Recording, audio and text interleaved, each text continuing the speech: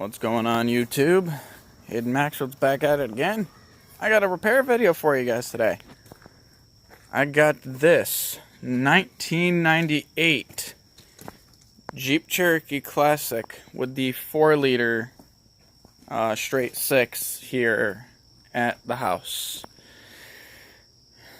Currently undergoing intake manifold repair / gasket or whatever.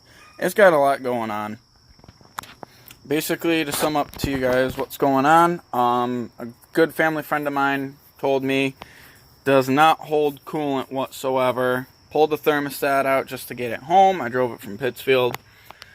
Basically, if you look back here, right there where all that gray material is, that is what is called quick steel. This is a very, very good product for longevity reasons. I actually have some on a crack that was on that pipe as well. I've used this millions of times. Basically, you just knead it like putty. It's a putty compound that basically sets in 5 minutes, and the cure time is an hour.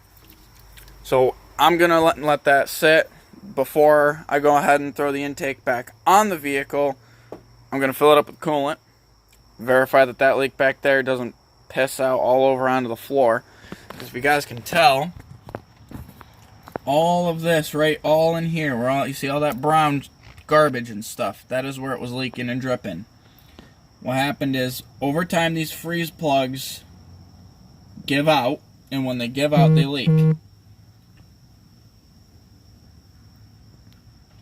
And basically, what causes them to happen is that causes them to overheat, which causes a magnitude of problems. It causes loss of coolant.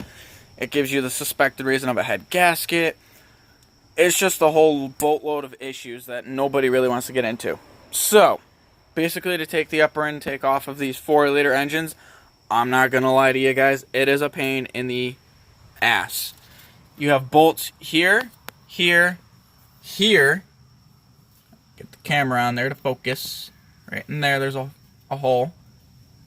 And then there's one way back here as well. Right in here. So basically, there's 4 bolts on the bottom. You crack this bolt right here on the top.